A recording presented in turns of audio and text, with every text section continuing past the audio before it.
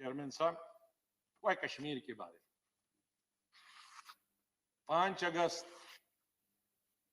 2019 को आर्टिकल 370 खत्म हुआ। ठीक मानते हैं कि आर्टिकल 370 रूलिंग पार्टी का एक एजेंडा था, लेकिन मेरी समझ में आज तक नहीं आया। मैंने दर्जनों बल्कि सैकड़ों स्पीचेस जब मैं चौथी पांचवी क्लास से था तब से अटल बिहारी वाजपेयी जी के सुने हैं। जब भी वो जम्मू आते थे और भाषण करते थे, साल में 1-2 दफा आते थे, और यहां पार्लियामेंट तक, इस सदन में उस सदन, एज मिनिस्टर, एज एमपी, उनके एज प्रधानमंत्री, सैकड़ों भाषण सुने। मैंने एक बार भी माननीय अटल बिहारी वाजपेयी जी या उस वक्त के होम मिनिस्टर या गृह मंत्री या बीजेपी का एक लीडर, एक एमपी नहीं सुना हूं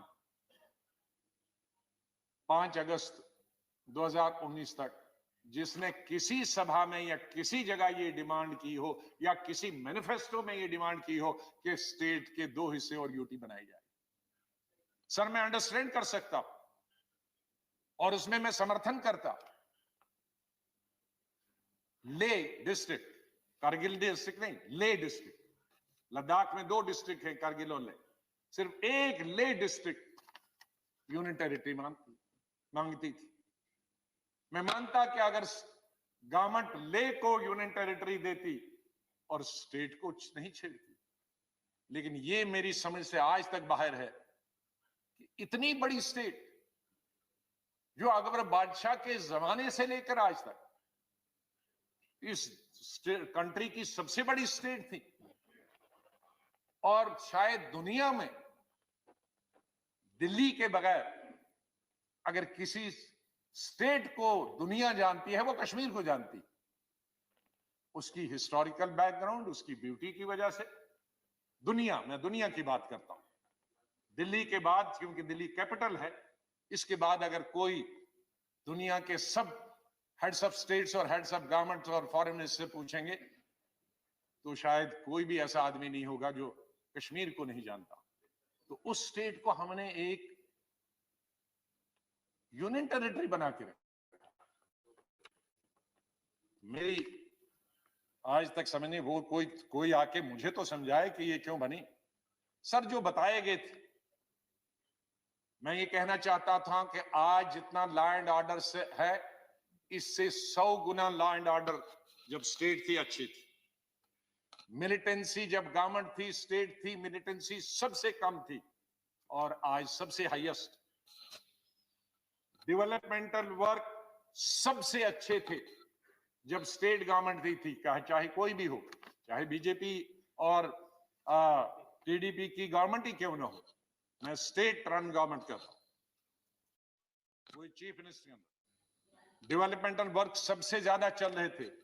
आज कोई डेवलपमेंटल वर्क नहीं चल रहा।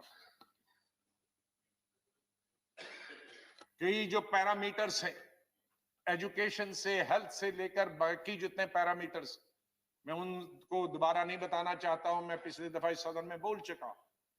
तकरीबन 30-40 ऐसे पैरामीटर्स हैं जो नेशनल एवरेज से भी अच्छे हैं। और क्या प्रमाण चाहिए?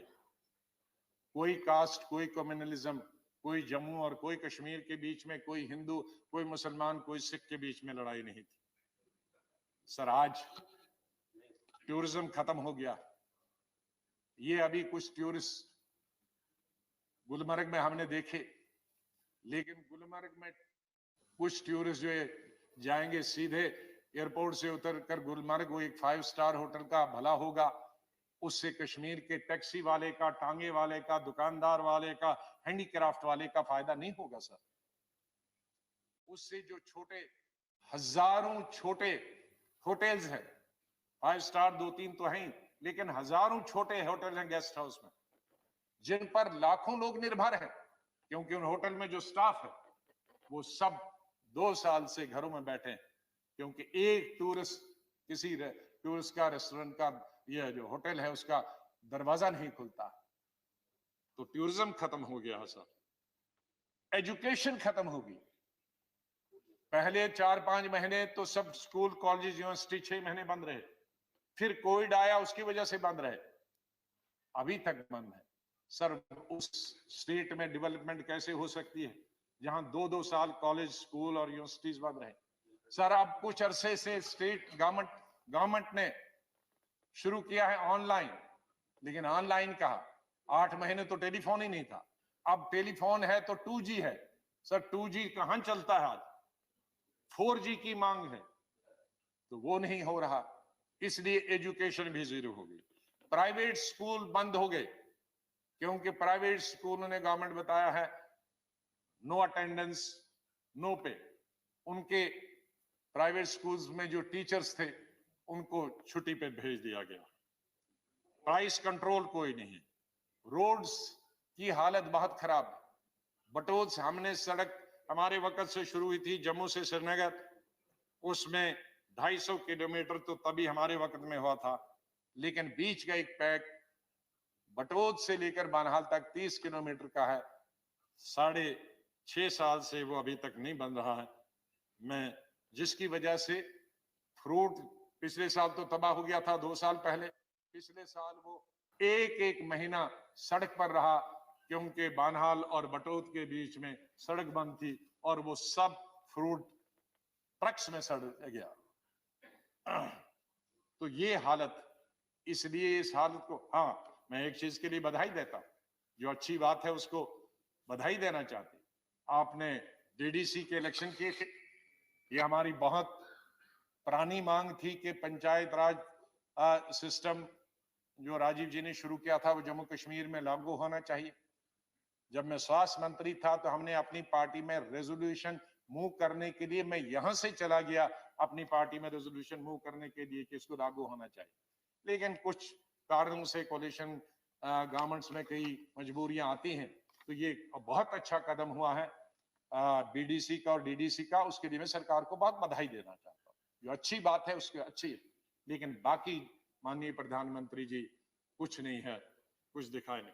इसलिए मेरा सरकार से, माननीय प्रधानमंत्री जी से निवेदन है कि अगर उस स्टेट को डेवलप होना, और मैं कई बार कह चुका हूं, शायद माननीय प्रधानमंत्री जी जब पहले 2015 में याद होगा कि नॉर्थ ईस्ट और जम्मू कश्मीर हमारे लिए बहुत जरूरी है। हम नॉर्थ ईस्ट और जम्मू कश्मीर में कोई भी ऐसा कदम न लें जिसकी वजह से जम्मू कश्मीर, लद्दाख मिलाकर और नॉर्थ ईस्ट के लोग नाराज हो जाए। ये बॉर्डर स्टेट्स, हमको जो पंजाब, हमको इंदिरा गांधी ने यही सिखाया। मैं बहुत छोटी उम्र में उनके साथ मंत्री बना था, उन्होंने यही सिखाया कि हम कई फ्रंट्स पे नहीं लड़ सकते। हम पाकिस्तान पे भी लड़े, हम चीन से भी लड़े, और फिर जो बॉर्डर पे फौज का काम करते हैं, नहीं उसकी बात में, अभी किसान वाली बात खत्म हो गई, मैं जम्मू कश्मीर की बात करता हूं कि वहां हम लद्दाख के लोग भी नाराज हो जाएं। आप कहेंगे उनको यूटी मिली, खुश हो गई, नहीं, लद्दाख के लोग ना खुश नहीं हैं, क्योंकि 35A में उनकी जमीन कोई भी खरीद सकता है। नौकरी पहले जब था ये आर्टिकल 370, कोई बाहर वाला नौकरी नहीं कर सकता है, आज कोई भी बाहर वाला वहां क्लर्क भी जा सकता है, पियोन भी जा सकता है, तो इसलिए वो भी नाराज है। जब आप कहेंगे जम्मू वाले खुश हैं,